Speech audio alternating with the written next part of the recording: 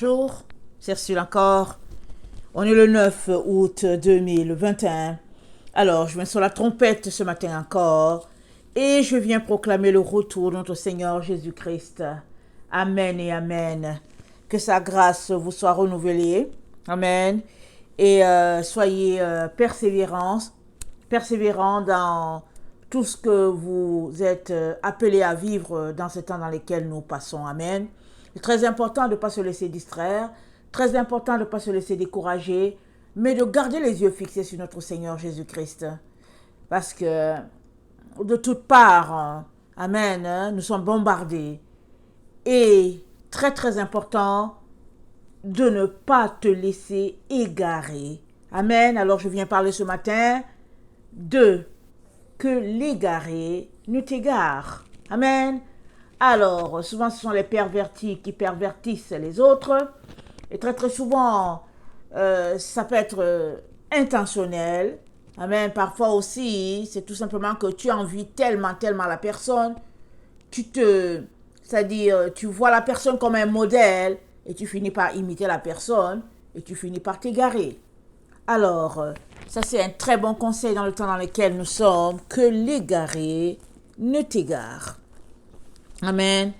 Alors, si tu as en face de toi ou bien à côté de toi quelqu'un qui ne consulte pas Dieu pour toutes ses décisions, ou bien quelqu'un qui fait les choses selon la chair, mais que cette personne quand même a une grande valeur à tes yeux, tu imiteras ce que cette personne l'a fait en tout. Elle est déjà égarée et elle t'amènera dans sa chute. Très très important d'être vigilant. Alors, 2 Pierre 3, le verset 17 à 18 nous dit ceci. 2 Pierre 3, le verset 17 à 18, ça nous dit: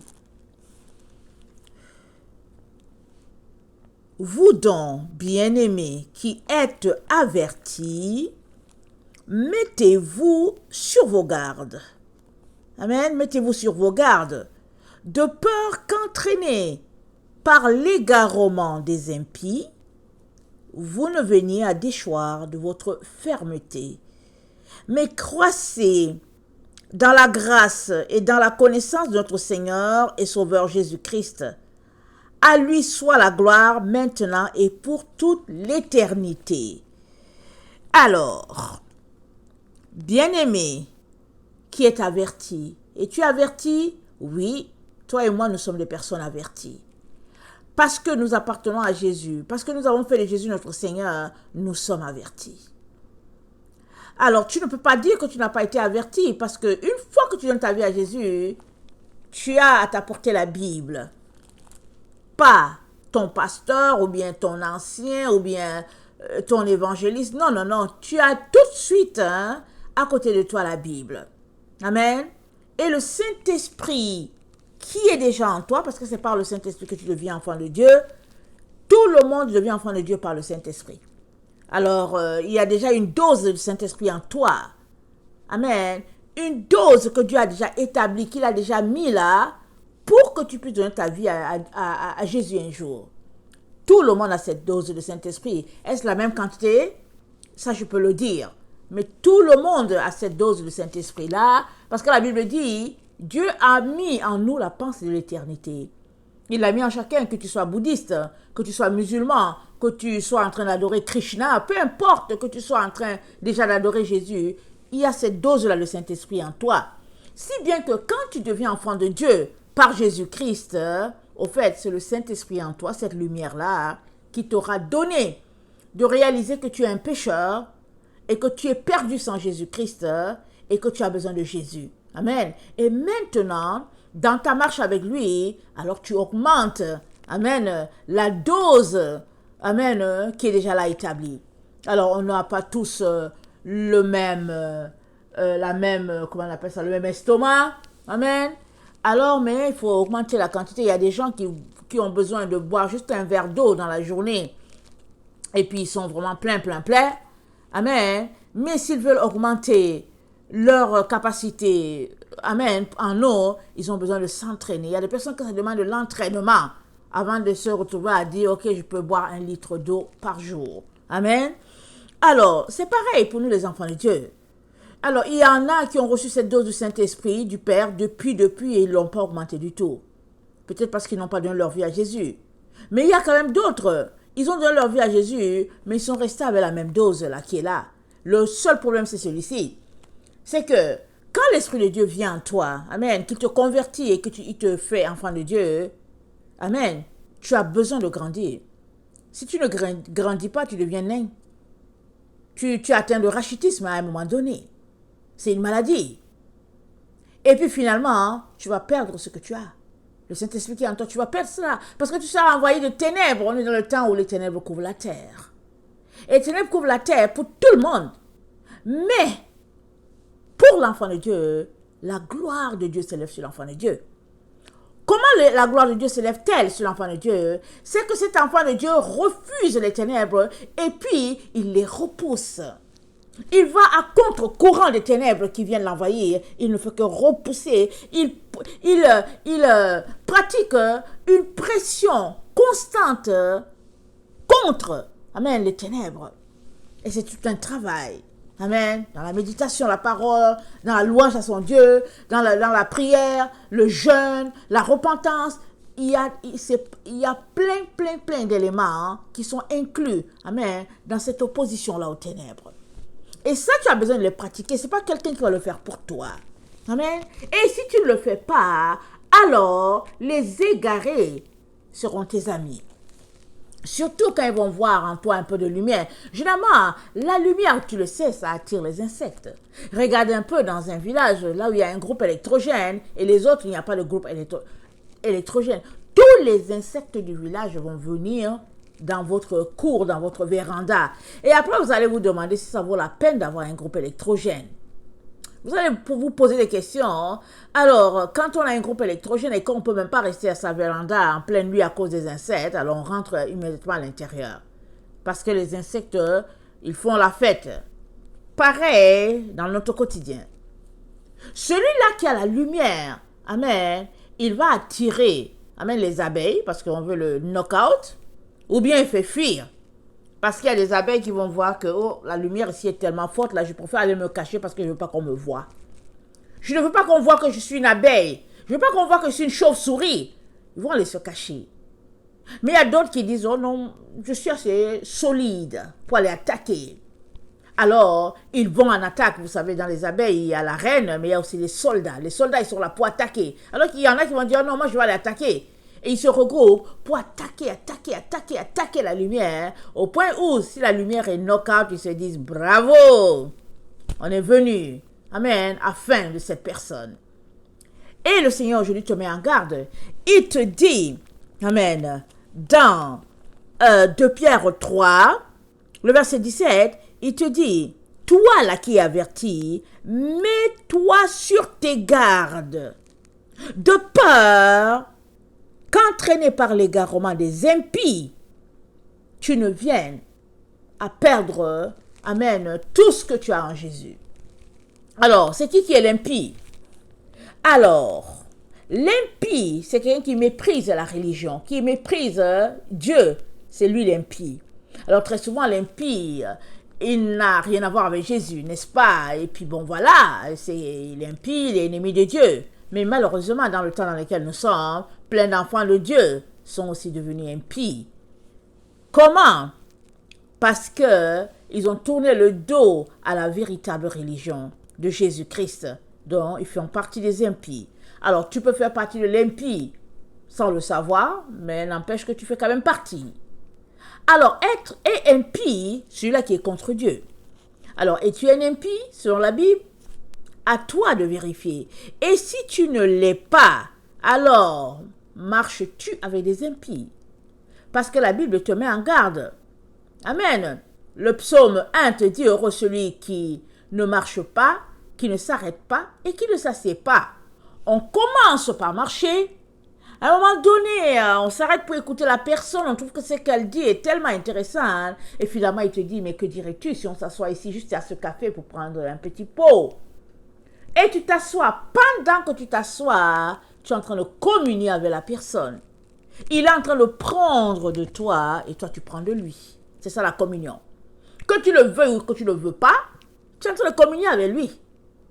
Alors, tu es en train de prendre, s'il est rempli de ténèbres, tu es en train de prendre ces ténèbres. Et lui, alléluia, il draine ton énergie, toute ta lumière. Il te draine ça tellement que finalement, quand tu finis de parler avec la personne, tu te dis, waouh, j'ai l'impression que je me suis vidé de toute mon énergie. Ça, c'est parce que la personne a tiré de toi et pas à peu près, elle a tiré ton huile. Alléluia, parce que tu dois prendre tes jambes à ton cou. Parce que si tu ne l'as pas réalisé, alors tu viens de le réaliser là, que la personne a drainé ton énergie. Tu dois ramasser tes jambes à ton cou pour dire, mais qu'est-ce qui se passe avec cette personne? Est-ce que c'est un pratiquant d'une certaine secte? C'est qui cette personne-là que quand je parle avec, j'ai l'impression seulement que j'ai couru les 100 mètres. Qu'est-ce qui se passe, Seigneur? Tu as besoin de te poser des questions. Et si tu poses les vraies questions, Dieu ne manquera pas de te répondre. Il ne manquera pas de te dire, c'est un impie. Alors, tu es en train de dépenser toute ton énergie avec un impie. Alors, normal qu'il draine toute ton énergie. Alors, donc, toi et moi, nous devons nous mettre à l'écart de tous ceux-là qui sont ennemis de Dieu, qui méprisent Dieu, qui le rabaissent, qui traitent Dieu comme leur égal, et puis, amen, ils font carrément l'opposé de ce que Dieu leur demande. Parce que tellement ils sont en mépris contre ce Dieu-là. Alors, dans 2 Pierre 2, amen, le verset 9, nous lisons ceci. Le Seigneur s'est délivré de l'épreuve les hommes pieux et réservé les injustes pour être punis au jour du jugement. Ceux surtout qui vont après la chair dans un désir d'impureté et qui méprisent l'autorité. Audacieux et arrogants, ils ne craignent pas d'injurier les gloires. Ils méprisent l'autorité. Quelle autorité? Dieu. Ce n'est pas l'autorité de la terre. Ici, il ne s'agit pas de l'autorité de la terre. Il s'agit de Dieu. Alors, ici, il y en a qui méprisent l'autorité divine. Amen. Et ils vont carrément contre Dieu. Alors, l'apôtre Pierre dit, ils sont audacieux et arrogants. Amen. Et ils ne craignent pas d'insulter les gloires. Il y a des gens qui prient. J'ai déjà entendu par le passé les gens prier et ils insultaient Satan. Mais est-ce que vous avez entendu Jésus insulter Satan? Jésus a juste dit arrière de moi Satan. Jésus n'a jamais insulté Satan ou quelqu'un. Mais il y en a qui sont tellement zélés, là, ils commencent à insulter Satan et tout. Mais on ne fait pas des prières comme ça. Parce que Satan, c'est une gloire. Elle est déchue, c'est vrai, mais c'est une gloire. C'est un ange qui a été créé, amen, par Dieu, et Dieu va le juger. Et même les anges qui ont perdu leur position, qui sont allés vers les femmes, amen, ils sont liés, attachés dans un endroit quelque part jusqu'au jour du jugement. Dieu ne les a pas insultés là. Mais il y a plusieurs enfants de Dieu qui se mettent dans cette erreur-là en train de les insulter. Donc il faut faire très attention. Alors, le verset 11, tandis que les anges supérieurs, en force et en puissance, ne portent pas contre elles de jugement injurieux devant le Seigneur. Voilà. Il y a des anges qui n'insultent pas leurs confrères. Bien qu'ils sachent qu'ils ont perdu leur position, ils ne les insultent pas. Alors, qui es-tu, toi, être humain, pour insulter un ange? Amen. Laisse Dieu exercer la justice le moment venu. Mais eux, semblables à des brutes, qui s'abandonnent à leur penchant naturel et qui sont nés pour être prises et détruites. Ils parlent d'une manière injurieuse de ce qu'ils ignorent et ils périront par leur propre corruption. Recevant ainsi le salaire de leur iniquité, ils trouvent leur délice à se livrer au plaisir en plein jour. Hommes tarés et souillés, ils se délectent dans leur tromperie et en faisant bonne chère avec vous. Ils font bonne chère avec vous. C'est-à-dire, ils vous trompent. Séduction de toutes parts. Ils vous racontent des bobards et vous êtes là, vous les écoutez. C'est parce qu'il y en a, la Bible dit, pas la Bible, je pense à La Fontaine Fable qui a dit, tout flatteur vit aux dépens de celui qui l'écoute. Rappelons-nous la fable de Fontaine La fable de... attends, j'oublie, c'est le corbeau. En tout cas, c'est cette fable-là avec le fromage. Amen. Mon beau corbeau, je ne me rappelle plus exactement le truc, mais finalement, la conclusion, c'est que tout flatteur vieux dépend de celui qui l'écoute. Alors, l'autre voulait le fromage, et puis il a commencé à raconter au corbeau combien il était beau, et puis bon, voilà, et puis vraiment, et finalement, le corbeau a laissé tomber son fromage, et puis l'autre l'a pris et il est parti. Avec tout ce que lui voulait, c'était le fromage. Et il est entré à faire des flatteries. Et finalement, l'autre a mordu dedans et il est tombé. Et le fromage est tombé, et puis bah, c'est tout ce que l'autre voulait, et puis il est parti avec. Alors, la Bible nous dit que dans ces derniers temps où nous sommes, les hommes seront égoïstes. C'est-à-dire, ils seront tournés vers eux-mêmes. Tout, c'est leur intérêt. Ils seront amis de l'argent. Ils seront hautains, fanfarons, blasphémateurs, rebelles à leurs parents, ingrats, irréligieux, insensibles, déloyaux, calomniateurs, intempérants, cruels, ennemis de gens de bien. Amen. Si on sait que tu es quelqu'un qui fait le bien, ils sont juste tout simplement tes ennemis. Tu ne sais pas pourquoi, mais voilà, c'est tout. Traîtres, emportés, enflés d'orgueil, aimant le plaisir plus que Dieu. Ils aiment le plaisir plus qu'ils n'aiment Dieu. Et ils ont l'apparence de la piété, mais ils renient ce qui fait la force, ce qui en fait la force. La Bible te dit, éloigne-toi de ces gens-là. Parce qu'au fait, ils sont autour de toi juste pour te flatter. Et s'ils ne te le flattent pas directement, ils le font subtilement. Et s'ils ne le font pas subtilement, ils sont une ombre sur ton passage, de telle sorte que tu peines à voir. On est dans les temps où c'est tellement difficile de voir dans l'esprit, c'est quelque chose. Vraiment. C'est des moments où la confusion, elle règne et pas à peu près. Et on est comme dans une piscine hein, en train de nager pour pouvoir regagner l'autre rive, ou bien tu es dans une rive et puis tu es en train de nager pour gagner l'autre rive afin que tu puisses voir. Parce que c'est un moment, au fait, de détresse. Mais tu as besoin de gagner la rive pour te mettre encore à voir à nouveau. Et voilà les temps dans lesquels nous sommes. Alors ce n'est pas le temps pour toi de te prendre la tête avec ce type de personnes-là.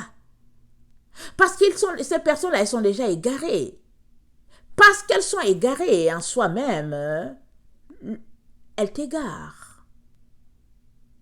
Dans 2 Jean, amen, la lettre de l'apôtre Jean à l'élu Kyria, il ne dit même pas salut à ces gens-là. Il dit, si quelqu'un vient à toi, n'apportant pas la doctrine de Christ, ne dis même pas salut à une telle personne. Parce que si tu lui dis salut, tu participes à ses œuvres ténébreuses et nébuleuses. C'est ça que l'apôtre Jean est en train de dire. En gros, là, il dit, si tu dis salut à une personne, si tu lui dis salut, tu es en train de participer. Pourquoi? Parce que alors que tu parles avec quelqu'un, tu prends de la personne prend de toi. Ça, je ne vous cache pas, il y a des personnes à qui tu parles, toute ton énergie est drainée, et puis tu te dis, Seigneur, mais qu'est-ce qui se passe, Seigneur? Je pensais que c'est ton enfant, bien, Seigneur, mais c'est quoi qui se passe? Seigneur, je n'ai plus d'énergie. J'ai tout perdu, Seigneur, qu'est-ce qui se passe? Alors, on a besoin d'être constamment connecté, amen, au tuyau du trône, parce que c'est là que se trouve le réservoir. Et le réservoir quoi? D'huile. Amen. L'huile qui alimente et qui va te revigorer encore afin que tu puisses encore produire, afin que tu puisses encore donner. Amen. Alors, le verset 14. Ils ont les yeux pleins d'adultère et insatiables de péché. Amen. Ils amorcent les âmes mal affermies. Ils ont le cœur exercé à la cupidité. Ce sont les enfants de malédiction. Ils amorcent, amen, les âmes mal affermies. Alors, pour éviter de tomber dans le pied de telles personnes, toi et moi devons être affermis. Et on est affermis comment? on se blinde de la parole de Dieu. On passe le temps à lire la parole de Dieu, et puis on confesse nos versets, et puis on demeure dans la parole. On est encerclé par la parole tout autour, en haut, en bas, partout. Si bien que, au moment où le piège vient, le discernement est aussi là pour nous éviter d'être emportés par tout vent d'orgueil et de mensonge. Alors, après avoir quitté le droit chemin, ils se sont égarés en suivant la voie de Balaam, fils de Bosor, qui aima le salaire de l'iniquité. On sait tous que Balaam, c'est celui à qui l'âne a parlé. Quand Dieu lui a dit ne va pas, il a dit ok, je vais obéir. Mais quand les gens sont venus vers lui, il dit attendez, je vais aller encore consulter Dieu pour voir si je dois aller ou pas. Mais Dieu lui a déjà dit n'y va pas, mais il voulait encore consulter Dieu. Alors, mais au fait, son cœur était attiré vers les biens que lui offrait Balak, quand même il a dit à Balak, je ne veux pas de tes biens. Mais il partait quand même. Et Dieu l'a attrapé dans son chemin d'égarement. Amen. Et on connaît la suite, allez-y lire dans Nombre, je pense Nombre peut-être 21, 22, 23, de ce genre. Je pense que ça c'est les passages qui parlent de cela. Alors, le verset 16, mais qui fut surpris pour la transgression, une ânesse muette faisant entendre une voix d'homme, arrêta la démarche du prophète. Ces gens-là, c'est des fontaines sans eau, des nuées que chasse un tourbillon, l'obscurité des ténèbres leur est réservée. Voilà, Dieu nous dit déjà le sort de telle personne. Alors, à toi de tout faire pour ne pas te retrouver sur le chemin de telle personne, ou bien pour ne pas collaborer avec telle personne. Avec des discours enflés de vanité, ils amorcent par les convoitises de la chair, par les dissolutions, ceux qui viennent à peine d'échapper aux hommes qui vivent dans l'égarement. Waouh! C'est quand même que c'est fort. Tu viens d'échapper des gens qui vivent dans l'égarement et il y a un autre groupe qui t'attend. C'est dit ici. Ça dit avec des discours enflés de vanité. Ça dit que, qu'est-ce que le Seigneur est en train de dire? Le Seigneur te dit, alors que tu sors d'un égarement, sur ton chemin, il y a encore un autre qui se tient là devant toi. Et puis, eux, c'est pas la vanité, pas les discours, l'orgueil. Et ils t'égarent. Alors que toi, tu viens déjà échapper, tu viens te dire que, ouf, je suis sorti de ce milieu.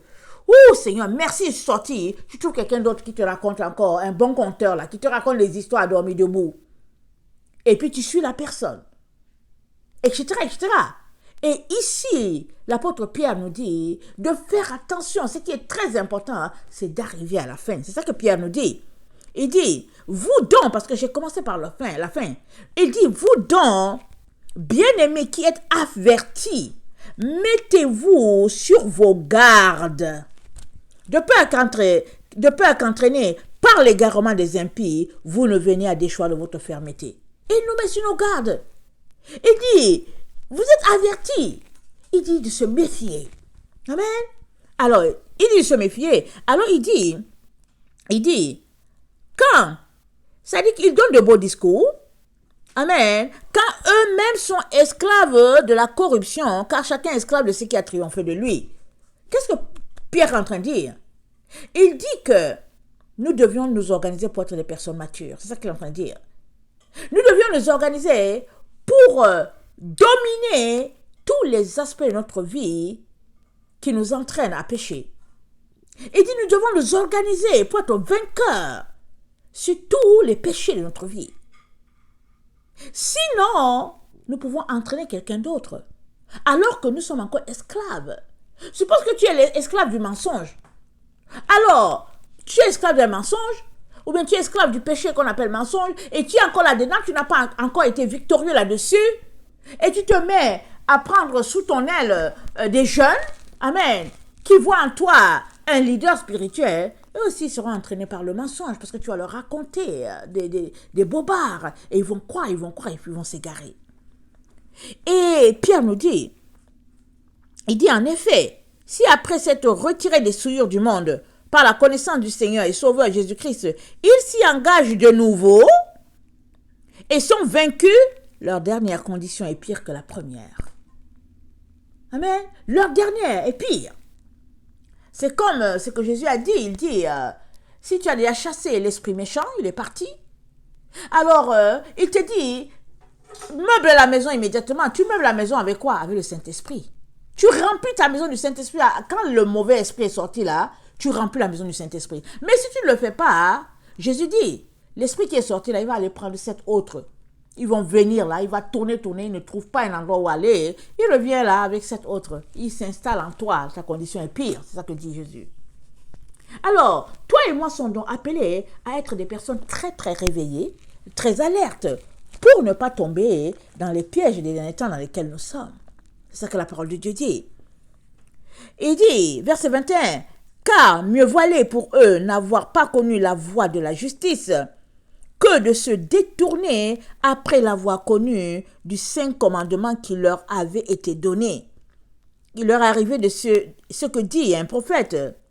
Vrai, le chien est retourné à ce qui avait été vomi et la truie lavait ses vautrés dans le bourbier. Il est en train de dire, une fois que tu as donné ta vie à Jésus, là, tu t'es dit à laver. Une fois que tu t'es repenti, ça dit que tu as confessé tous tes péchés, tu t'es repenti. Il dit, reste propre. Ne retourne pas encore traîner dans ces zones-là ténébreuses où tu étais.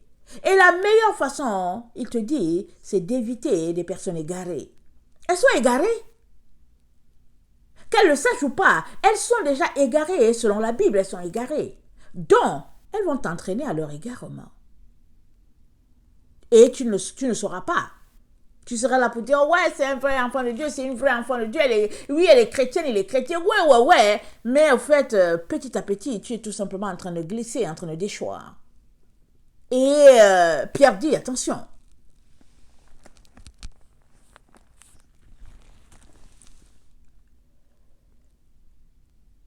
Tite 3, le verset 9 à 11.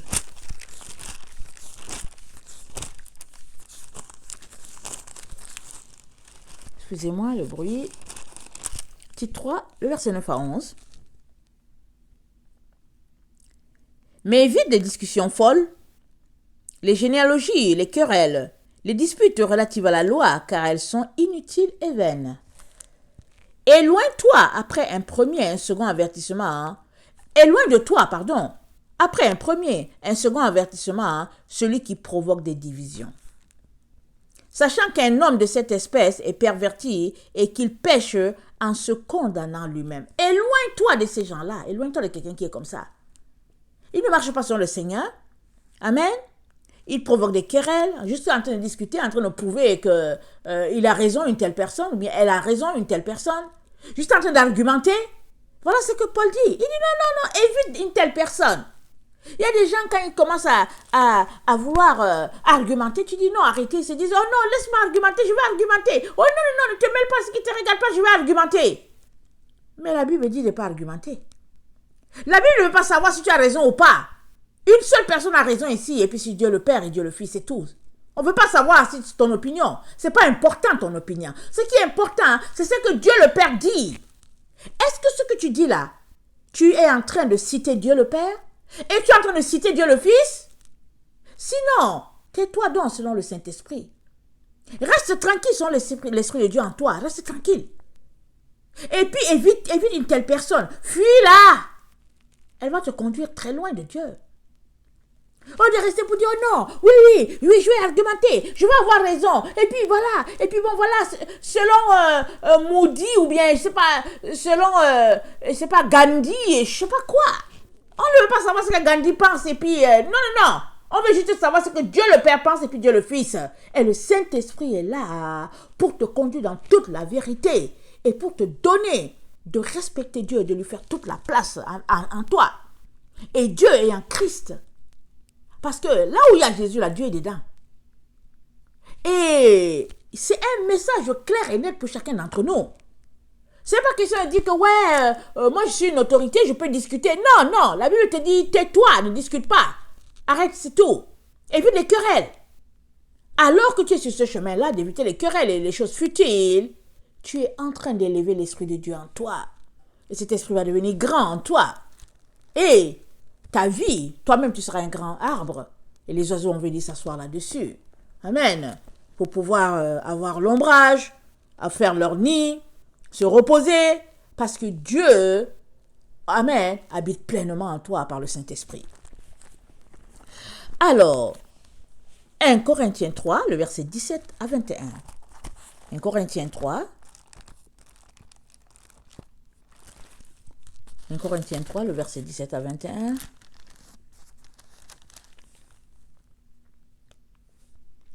Si quelqu'un détruit le temple de Dieu, Dieu le détruira, car le temple de Dieu est saint. Et c'est ce que vous êtes. Si tu détruis le temple de Dieu, là, Dieu va te détruire.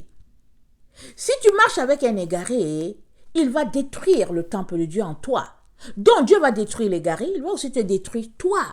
Parce qu'il habite pleinement en toi. Et toi, tu t'es organisé pour marcher avec un égaré. Tu t'es organisé pour faire chemin avec un égaré.